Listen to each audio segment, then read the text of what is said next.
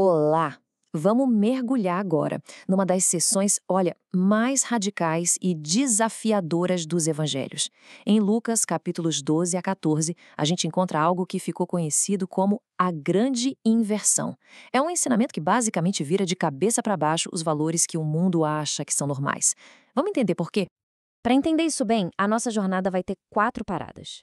Primeiro, as falsas seguranças, aquilo em que as pessoas se apegam. Depois, um chamado urgente para cair na real. Em seguida, a gente explora a ideia de um banquete totalmente inesperado. E, por fim, vamos encarar o verdadeiro custo do discipulado. Então, vamos começar pelo começo. As coisas em que muita gente coloca sua confiança, mas que Jesus avisa que são, na verdade, seguranças falsas. E a primeira delas, talvez a mais perigosa, é a hipocrisia. Essa primeira advertência já prepara o terreno para tudo que vem depois. O fermento é uma metáfora incrível, né? É aquela coisinha que se espalha em silêncio e contamina tudo por dentro. E aqui, Jesus diz que esse fermento é a hipocrisia, esse abismo perigoso entre o que a pessoa parece ser por fora e o que ela é de verdade por dentro. Então, o que seria essa hipocrisia na prática? Bem, é viver de fachada, viver para as aparências e acabar esquecendo que uma hora ou outra nada fica escondido. Se a gente parar para pensar, grande parte da nossa vida hoje é construída em torno da imagem, do que a gente posta, do que a gente mostra. Essa é a primeira falsa segurança, acreditar que o que o mundo vê é o que realmente importa, ignorando que a verdade sempre aparece. A segunda falsa segurança é a grana, o acúmulo de bens. E isso é ilustrado de uma forma genial na parábola do rico insensato. O sujeito olha para os seus armazéns lotados e pensa: pronto, tô feito. Ele se sente totalmente seguro, achando que o futuro está garantido. O plano dele é bem simples, agora é só relaxar, comer, beber e curtir a vida. Só que aí vem o veredito divino e é um choque de realidade. É imediato. Aquela segurança toda que ele sentia era pura ilusão. E a pergunta que fica no ar é simplesmente devastadora. Tudo aquilo que ele juntou, todo aquele planejamento, serviu para quê? Fica claro o quão rápido a segurança que vem do dinheiro pode sumir. Depois desses avisos, a conversa fica ainda mais séria. A gente começa a ver as consequências de ignorar tudo isso e a coisa toda se transforma num chamado urgente para acordar para a realidade. E aqui tem uma passagem muito interessante. Jesus usa 2 tragédias da época, tipo as notícias do dia, para quebrar uma crença que era muito comum, a de que desgraça só acontece com quem merece, como um castigo divino. Ele simplesmente desmonta essa lógica. Ele diz que nem os galileus mortos por Pilatos, nem os 18 que morreram quando a torre de Siloé caiu, eram piores que os outros. E aqui está o ponto central. A mensagem não é sobre ficar julgando a vida dos outros, mas sobre olhar para a própria vida. O chamado ao arrependimento é para todo mundo e é para agora. O aviso é bem direto. Sem uma mudança de rota, o fim da linha é o mesmo para todos. A parábola da figueira que não dá fruto vem para colocar mais pressão ainda. Imagina a cena, uma figueira, 3 anos sem dar um único fruto. O dono já perdeu a paciência, quer cortar. Mas aí o jardineiro chega e pede: calma, me dá mais 1 ano, só mais uma chance. Isso mostra perfeitamente a tensão da história. Existe uma paciência divina, uma oportunidade, mas olha, ela não dura para sempre.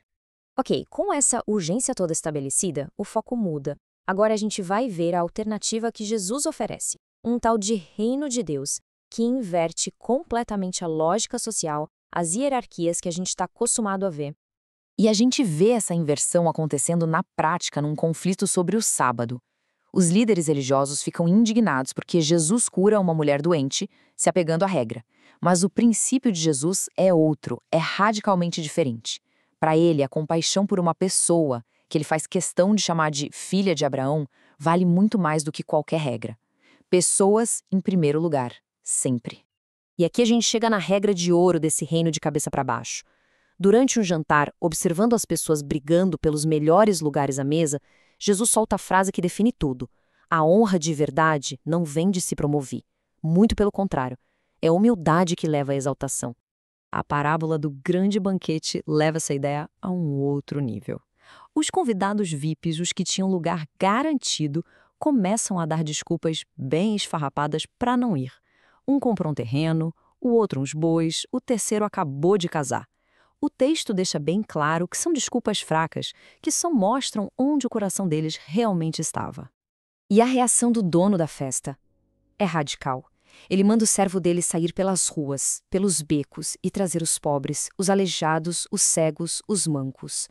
A ordem é encher a casa, mas com uma lista de convidados que ninguém esperava.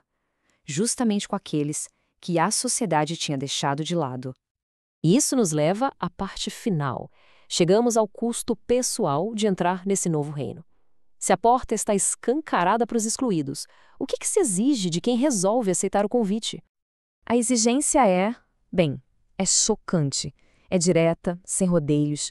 Para ser um discípulo é preciso ter uma lealdade que está acima de todos os outros laços: família, bens, até mesmo a própria vida.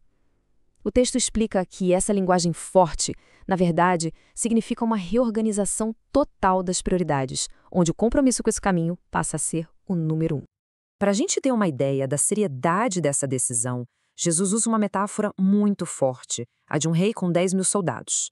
O que um rei sensato faz antes de ir para a guerra contra o inimigo que tem o dobro, 20.000? Ele para, senta e calcula se tem chance de vencer. É um chamado para a gente avaliar, com muita honestidade, qual é o verdadeiro custo desse compromisso. Então, o que significa calcular o custo nesse contexto? Significa uma renúncia completa. É abrir mão de tudo que se tem, carregar a própria cruz, que é um símbolo de submissão total, de sofrimento, e seguir esse novo caminho. No fundo, é uma reestruturação completa da vida e de tudo que se valoriza. E a análise termina com essa pergunta que fica ecoando na mente. O discípulo é como o sal, que serve para dar sabor, para preservar. Mas e se esse sal perder o gosto? Se ele perder a sua função, ele serve para quê? É uma reflexão final sobre o propósito e a validade do nosso próprio compromisso. Uma pergunta que nos acompanha muito depois que a leitura termina.